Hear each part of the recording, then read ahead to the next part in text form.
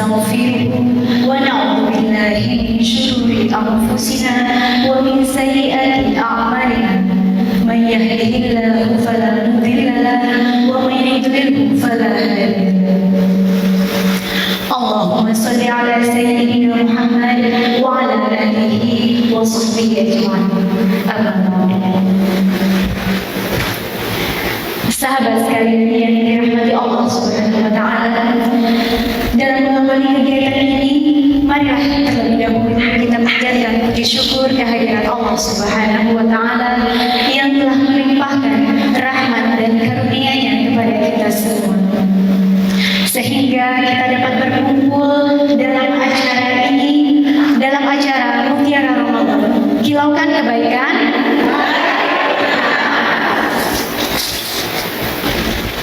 Salawat dan salam senantiasa kita sampaikan kepada Nabi besar Muhammad SAW beserta para sahabatnya, beserta keluarganya, sahabatnya, pengikutnya, dan semoga kita sekalian sebagai umatnya akan mendapatkan syafaat di yaumil akhir nanti. Amin. Saya ucapkan selamat datang kembali kepada keluarga besar MTS Negeri Jemberana. Apa kabar semuanya? Semoga kita senantiasa dalam lindungan Allah Subhanahu wa taala. Saya Himatulia yang akan memandu acara Mutiara Ramadan hari ini. Dan dalam mengawali kebersamaan kita pada sore hari ini, kita akan membuka acara ini dengan membaca basmalah dengan harapan semoga acara ini berjalan dengan lancar. Bismillahirrahmanirrahim. Terima kasih. Sudah bersama kita di sini Ustaz Ahmad Muhayyad yang akan berbagi ilmunya. Beliau adalah guru bahasa Arab dan alumnus Salafiyah Safiyah Sukoharjo. Assalamualaikum Ustaz. Waalaikumsalam warahmatullahi wabarakatuh. Apa kabarnya Ustaz? Alhamdulillah baik. Selama bulan suci Ramadan ini kegiatan Ustaz apa saja? Untuk Ramadan tahun ini kita ada safari Ramadan, tarawih di beberapa masjid, kemudian mengisi salah satu membaca kitab untuk kegiatan di YouTube kita juga sudah. Masya Allah, sangat dimaksimalkan sekali ibadahnya Ustaz ya. Dan semoga kita semua yang ada di sini juga bisa memaksimalkan ibadah kita hingga akhir Ramadan. Baiklah sahabat sekalian yang dirahmati Allah, tema Mutiara Ramadan kali ini adalah tentang ilmu dan amal. Masya Allah, menarik sekali ya. Sahabat sekalian yang dirahmati Allah, mungkin kita sering mengejar ilmu, namun kadang lalai dalam mengamalkannya. Betul tidak? Nah, pertanyaannya adalah apakah sebab dari seseorang itu menjadi lalai? Daripada berlama-lama menunggu kita bertanya-tanya tentang jawabannya apa, langsung saja saya persilahkan kepada Ustadz untuk berbagi ilmunya di sini. Insya Allah kita akan menemukan jawabannya ya. Kepada Ustadz Ahmad Muhayyad. Terima kasih. Mohon izin buka masker.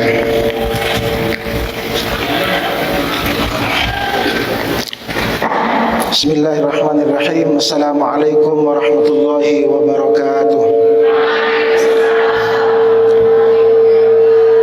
Alhamdulillah. Alhamdulillahi Rabbil Alamin. Wassalatu wassalamu ala Rasulillah Sayyidina wa Maulana Muhammadin wa ala alihi wa ashabihi ajma'in, amma ba'du. Para hadirin, para pemirsa yang dirahmati Allah Subhanahu wa taala, pada kesempatan yang berbahagia ini kita bersyukur kepada Allah diberi nikmat untuk bersama-sama mengaji tentang sebuah tema yang telah disampaikan tadi, tentang ilmu dan amal. sebagai mukadimah bahwa ilmu itu ibarat sebuah mahkota. Ilmu seperti mahkota atau sebuah singgasana. Barang siapa yang diberikan ilmu oleh Allah Subhanahu wa taala, maka seketika orang itu menjadi orang yang mulia dan dimuliakan. Sebagaimana firman Allah Subhanahu wa taala yang sudah sering kita dengar, Allah berfirman, "Yarfa'illahu alladhina amanu minkum walladzina utul ilma darajat." Allah mengatakan bahwa Allah akan mengangkat derajat orang berilmu, derajat orang beriman dan orang yang berilmu. Sebagai bukti bahwa ketika kita punya masalah, setiap kita ada kendala, kita pasti mencari orang berilmu. Contoh, ketika kita ada masalah dengan gigi, sakit gigi, kita akan mencari orang berilmu di bidang gigi. Ketika kita sakit, demam, kita akan ke dokter, kita mencari orang yang berilmu, yang paham di bidangnya. Maka apapun yang disampaikan oleh orang yang ahli tersebut, kita akan mendengarkan. Ibarat beliau seorang raja. Setiap kalimat kita dengarkan, karena begitulah Allah mengangkat derajat orang yang berilmu. Kita pun tahu bahwa para ilmuwan dengan ilmunya dia diangkat oleh Allah derajatnya. Para spesialis dengan ilmunya dia diangkat derajatnya oleh Allah Subhanahu wa taala. Para ulama kata ini Ramadan, jadi para ulama orang yang faham di bidang ilmu agama luar biasa derajatnya diangkat oleh Allah Subhanahu wa taala. Kemudian sebagai contoh lagi, kita lihat bagaimana orang berilmu dihormati orang. Ketika seorang diberi ilmu oleh Allah, seorang ulama misalnya, setiap ada acara, dia dipersilahkan duduk di tempat yang paling terhormat, yang paling depan. Berangkatnya dikawal sampai duduk, bangunnya pun diantar, dan lain sebagainya. Itu menunjukkan Allah mengangkat orang yang berilmu. Kemudian dengan ilmu ini para hadirin, ternyata para ulama, orang berilmu ini tidak hanya bisa diangkat derajatnya oleh Allah, memberi manfaat di dunia, bahkan sampai ke akhirat. Orang berilmu, yakni para ulama, dikatakan oleh Rasulullah SAW, yashfa'u yaumal qiyamah, akan bisa memberi syafaat pada hari kiamat. Ada 3 kelompok, 3 golongan manusia yang diberi kesempatan memberi syafaat pertolongan di hari kiamat. Pertama al-anbiya, pertama para nabi. Jadi besok di akhirat, nabi itu bisa ngasih bantuan dengan orang yang susah di akhirat. Yang kedua al-ulama, para ulama. Jadi para ulama besok di akhirat diberi oleh Allah Subhanahu wa taala bisa menolong, membantu orang lain. Dan yang ketiga para syuhada, orang yang meninggal mati syahid. Sebegitu Allah memberi pangkat kepada orang yang berilmu. Kemudian akan menjadi masalah para hadirin sekalian ketika ilmu itu tidak diamalkan. Jadi ilmu itu akan terasa manfaatnya, akan bisa dimanfaatkan ketika dia diamalkan. Allah tidak hanya mengangkat derajat orang berilmu, tapi sebaliknya Allah juga akan memberi azab yang sangat pedih bagi orang yang berilmu dan tidak mengajarkan ilmunya. Nabi bersabda, asyaddu 'alan nasi 'adzaban yaumal qiyamah. Azab yang paling besar, yang paling berat pada hari kiamat, kata Rasulullah, alimun, orang yang berilmu, la yanfa'uha bi'ilmihi, yang tidak bermanfaat ilmunya, yang tidak diamalkan ilmunya. Itu juga menjadi masalah. Oleh karena itu, dengan tema pada sore hari ini, dengan tema ilmu dan amal, kita melihat bahwa kata ilmu dan amal itu sudah banyak bergandeng dalam Quran. Seperti contoh amanu wa amilus solihat. Berapa puluh kali Allah mengulang kata amanu wa amilus solihat. Amanu itu beriman, iman dengan ilmu. Wa amilus solihat, dan diamalkan dengan amal yang baik. Itu menunjukkan bahwa ilmu dan amal tidak bisa dilepas. Jadi ilmu dan amal. Bahkan dalam sebuah kitab dijelaskan, dalam kitab Zubat, fakullu man bighairi ilmin ya'malu a'maluhu mardudatun la tuqbalu. Setiap orang yang beramal, beribadah tanpa didasari ilmu, a'maluhu mardud, amalnya tertolak, la tuqbalu, tidak diterima oleh Allah. Bisa dibayangkan kita ibadah tanpa dasar ilmu hambar, tanpa dasar ilmu yang diajarkan Allah melalui Nabi Muhammad. Kita mau buat aturan sendiri tidak bisa, ditolak oleh Allah Subhanahu wa Ta'ala. Oleh karena itu para hadirin, setiap kita beramal haruslah diiringi dengan ilmu. Karena contoh misalnya ada sebuah kasus orang sholat. Orang sholat tidak tahu ilmunya sholat. Ketika ada yang ribut, dia kemudian menegur, tidak boleh ribut, kata yang tidak berilmu ini. Sehingga yang ditegur juga karena dia tidak tahu, dia bercanda. Yang sebelahnya tanpa ilmu juga, dia mengatakan orang sholat tidak boleh ngomong, padahal dia juga sudah ngomong. Ini karena dia sholat juga ngomong, payahnya kan udah berapa yang batal ini. Ternyata yang ketiga juga sholat tanpa ilmu. Apa dia bilang? Untung saya tidak ngomong. Akhirnya semuanya batal, tidak sah sholatnya orang yang tanpa ilmu. Oleh karena itu dalam kitab Tanbihul Ghafilin dijelaskan bahwa Nabi Isa alaihissalam pernah mengatakan bahwa man alima, barang siapa yang berilmu, wa amila, dan mengajar dan mengamalkan ilmunya, wa allama, dan mengajarkan ilmunya, fadzaka yud'a 'aziman fi malakutis sama. Nabi Isa mengatakan barang siapa yang berilmu, yang kedua dia mengamalkan ilmunya, dan yang ketiga dia mengajarkan ilmunya, itulah orang yang mulia fi malakutis sama, di langit. Jadi tidak terkenal di dunia, tapi para guru-guru ngaji itu Masya Allah, para guru ngaji ini di dunia biasa-biasa aja, tapi mereka orang yang masyhur di alam langit, di alam malaikat sana. Itulah orang yang berilmu. Kemudian lagi ulama sufi mengatakan annasu kulluhum halka, bahwa manusia ini semuanya sesungguhnya halka, celaka, illal alimun, kecuali orang-orang yang berilmu. Jadi semua manusia ini celaka tak kecuali orang yang berilmu. Kemudian dan semua orang yang berilmu, fakullu alimin halka, orang yang berilmu juga celaka, illal amilun, kecuali orang yang mengamalkan ilmunya. Tidak cukup berilmu, tidak cukup mengamalkan ilmunya, mengatakan lagi wal amiluna halka illal mukhlisun, dan orang-orang yang mengamalkan ilmunya juga celaka, illal mukhlisun, kecuali mereka yang mengamalkan dengan ikhlas. Jadi ada tahapan-tahapan itu. Kemudian wal mukhlisuna, dan orang-orang yang ikhlas ala khatarin azim, mereka juga khawatir yang luar biasa. Apakah bisa terus ikhlas? Apa sekarang ikhlas besok tidak ikhlas? Ternyata tidak sederhana. Orang beribadah kepada Allah Subhanahu wa taala perlu ilmu dan amal dan istiqomah, keikhlasan. Kemudian lagi terkait dengan ilmu amal, sesungguhnya ada beberapa tahapan level manusia yang ibadah kepada Allah. Level yang pertama yaitu ilmu. Di atas ilmu ini para pemirsa ada lagi yang namanya amal. Jadi ilmu, kita faham yang namanya sholat tahajud, kita faham puasa Senin Kemis itu hukumnya sunnah.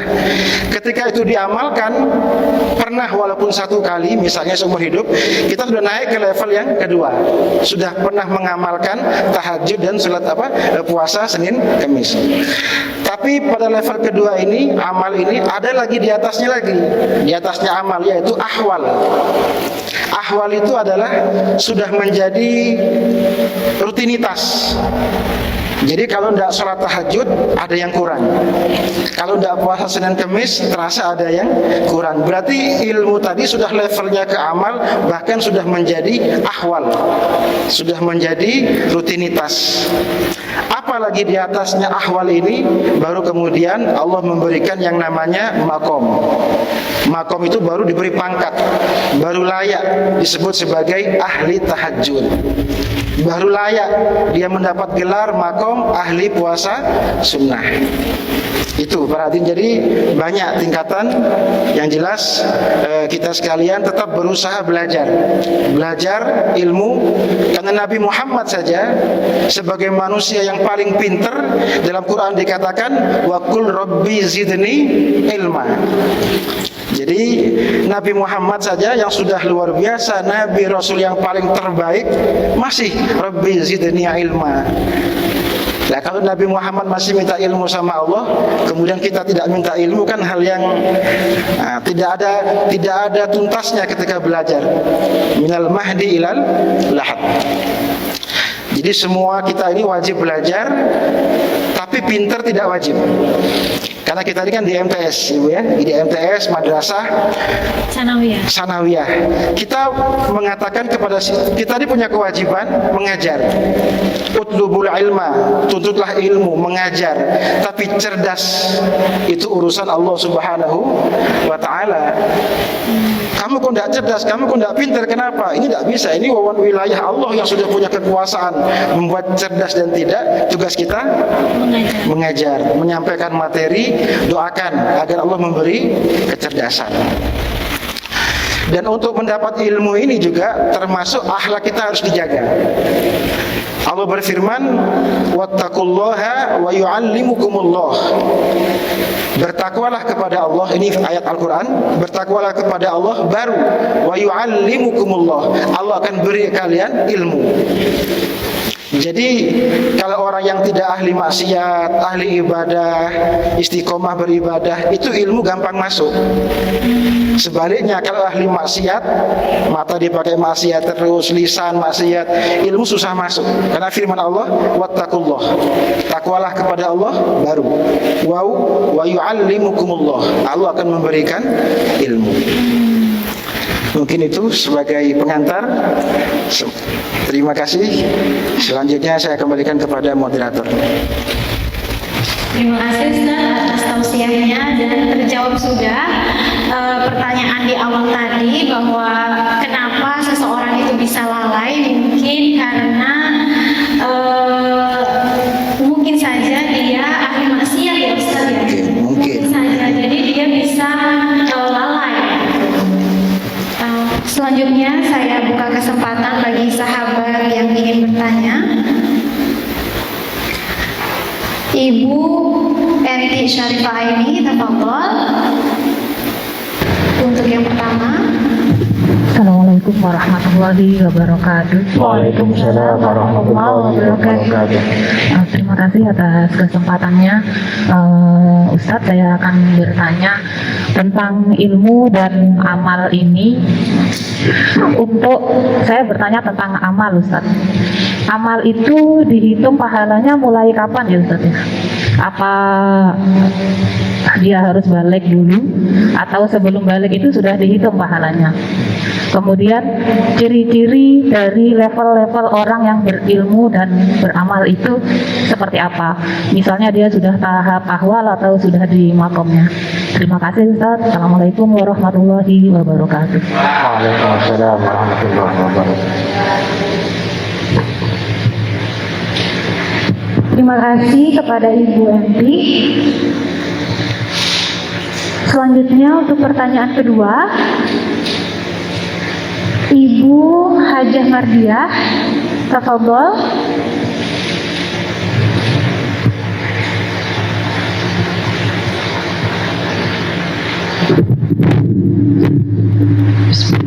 Assalamualaikum warahmatullahi wabarakatuh. Waalaikumsalam. Salam kenal Pak Ustadz, nama saya Mardiah. Saya ingin menanyakan masalah ilmu dan aman. Pertama masalah ilmu Pak Ustadz, kita tahu bahwa kewajiban menutup aurat bagi wanita yang sudah balik tercantum dalam surat An-Nur ayat 31, dalam surat Al-Ahzab ayat 59. Dan mengenai batas menutup aurat itu ada dalam sebuah hadis Abu Daud dari Aisyah radhiyallahu anha bahwasanya Rasulullah Shallallahu alaihi wasallam bersabda, kewajiban menutup aurat itu adalah seluruh tubuh kecuali ini dan ini. Rasulullah menunjuk wajah dan telapak tangannya. Nah, pertanyaan saya, apakah ada rukhsah bagi kami kaum wanita muslimah yang sudah balik untuk tidak menutup seluruh hijab? Dan bagaimana dengan kaitannya dengan ayat-ayat dan hadis Rasulullah SAW? Mohon penjelasannya. Wassalamualaikum warahmatullahi wabarakatuh. Waalaikumsalam warahmatullahi wabarakatuh. Terima kasih atas pertanyaannya, Ustaz. Untuk pertanyaan yang pertama dari Ibu Enti Syarifah ini tentang amal dihitung mulai kapan dan ciri-ciri orang yang berilmu dan yang sudah mengamalkannya itu apa saja ciri-cirinya. Dan untuk pertanyaan yang kedua dari Ibu Hajah Mardiah, pertanyaannya adalah tentang kewajiban menutup aurat. Mohon penjelasannya, Ustaz. Bismillahirrahmanirrahim. Untuk pertanyaan yang pertama, bahwa sejak kapan seseorang itu tercatat amalnya? Ini terkait dengan dalam ilmu fikih itu ada beberapa keterangan bahwa taklif seseorang dikenai beban untuk menjalankan syariat ketika dia akil balik. Jadi beban itu bukan taklif itu syariat ini kita wajib jalankan ketika kita akil dan balik. Akil ketika berakal sudah mulai bisa membedakan yang baik yang benar, dan ketika sudah balik, dan ditandai dengan haid kalau wanita, dan yang laki ketika sudah mulai remaja. Nah, kemudian apabila ada anak kecil beramal sholat, puasa, maka pahala tersebut dapat diperoleh oleh kepada orang tuanya. Orang tua dapat pahala sebab dia membimbing anaknya. Orang tua dapat pahala sebab dia mengajarkan ibadah kepada anaknya. Disinilah fungsi hadis anak soleh yang mendoakan orang tua.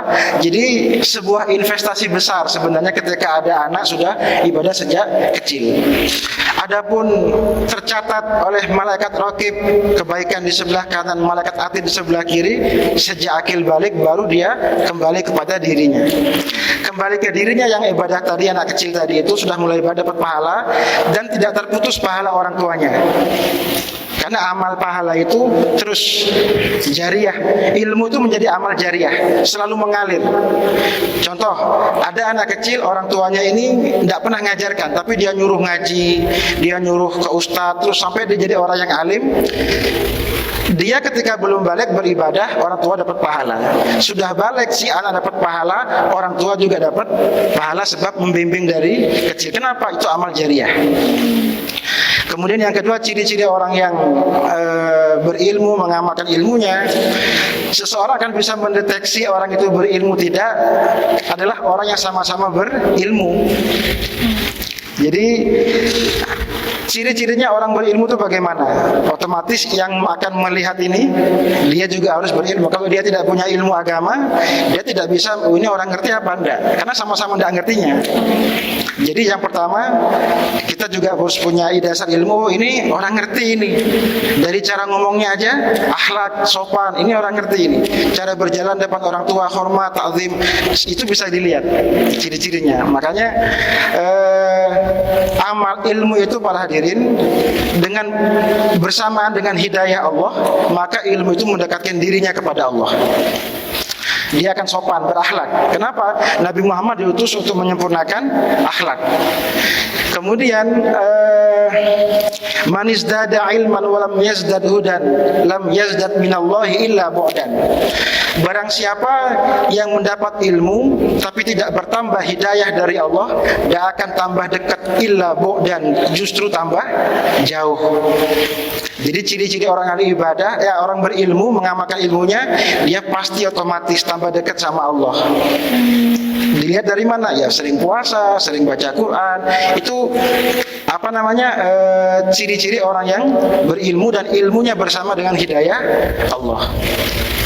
Itu tentang ilmu yang diamalkan. Kemudian yang ketiga masalah hijab. Yang kedua tadi sudah, ciri-cirinya kan sudah bisa dilihat dari orang itu akan tambah dekat sama Allah. Ilmu yang diperoleh dengan hidayah, maka semakin hari semakin dekat. Maka bisa jadi kategori, oh ini tambah rajin, tambah itu ciri-ciri orang yang mengamalkan ilmu yang diterima. Yang ketiga masalah hijab, ya hijab. Jadi sepanjang yang saya pelajari, hijab itu terkait dengan jilbab, seberapa batasnya itu termasuk ranah khilafiyah. Khilafiyah artinya ada yang membedakan ketika sholat sama di luar sholat.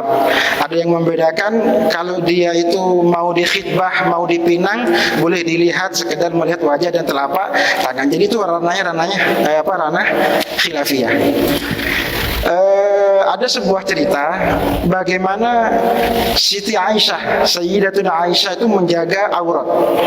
Ketika Rasulullah SAW wafat, Nabi itu, siapapun para Nabi, dia harus dimakamkan, dikubur di mana dia meninggal dunia.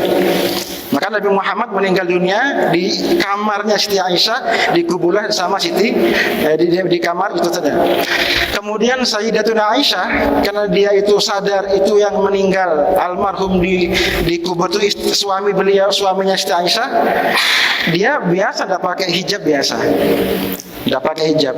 Kemudian tak lama kemudian meninggal Sayyidina Abu Bakar Siddiq, dikubur juga di sampingnya Rasulullah. Jadi di kamar itu ada dua kuburan, Rasulullah, Sayyidina Abu Bakar. Ada lagi satu sisa lagi tempat, cukupnya untuk 3 orang. Aisyah berharap mudah-mudahan besok dia dikubur di sana. Ketika Sayyidina Abu Bakar meninggal dunia dikubur di kamar itu, Sayyidatuna Aisyah tetap kadang ya seadanya lah pakai hijab, itu tidak menutup seperti istri-istri Nabi. Kenapa?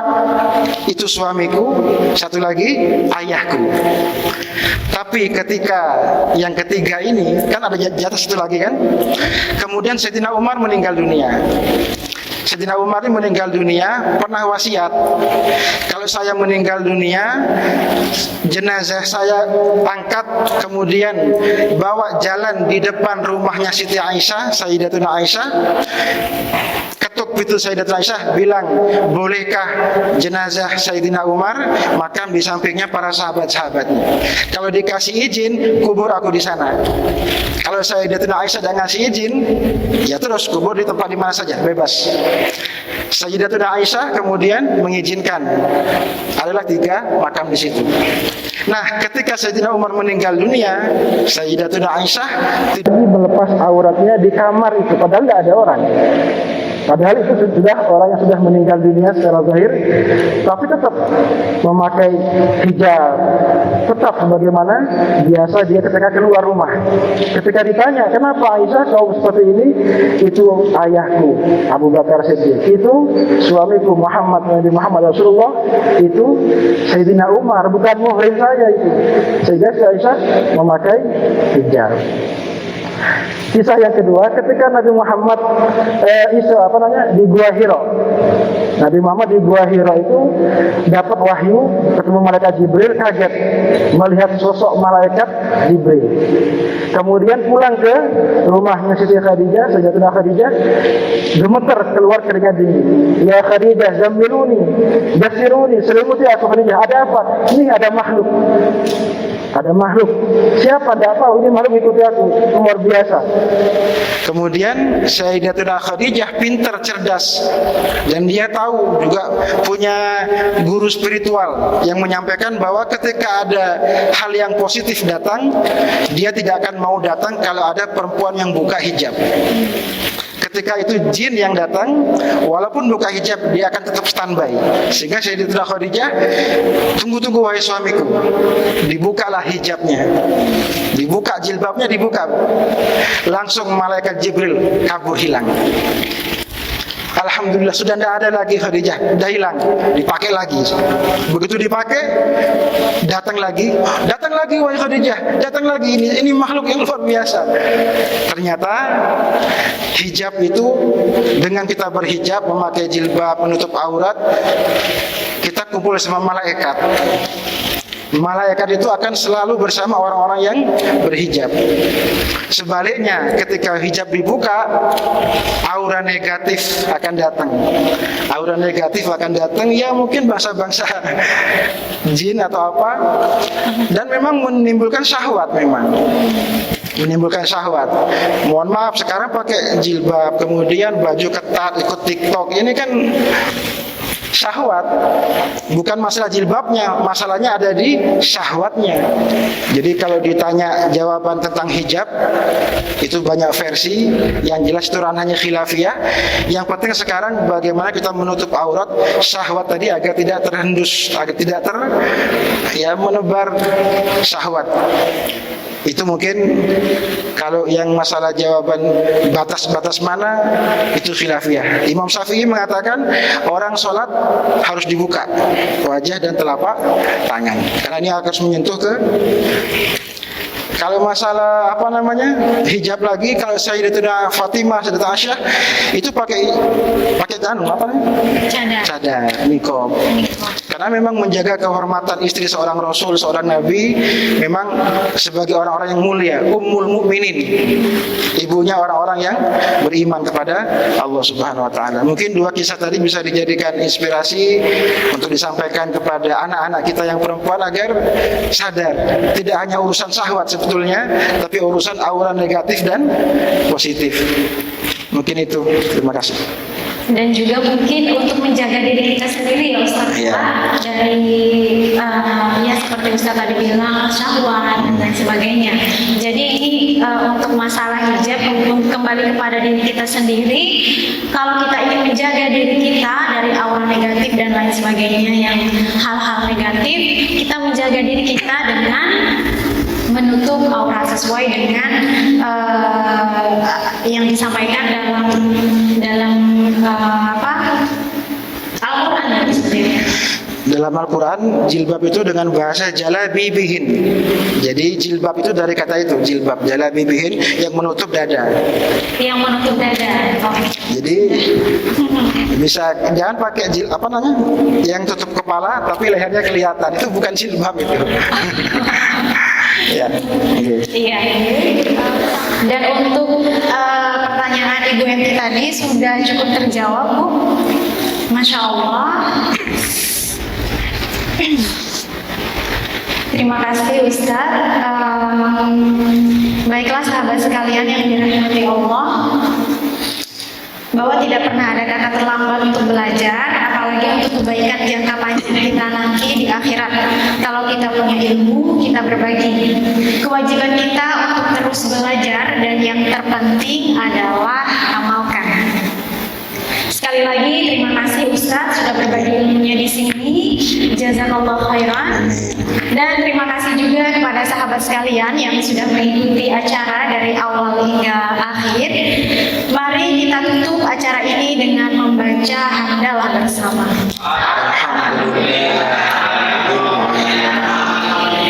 Boleh aplaus untuk kita semua. Terima kasih. Saya Himalulia pamit undur diri. Sampai jumpa pekan depan insya Allah, tentunya dalam acara Mutiara Ramadan. Kilaukan kebaikan. Wassalamualaikum warahmatullahi wabarakatuh.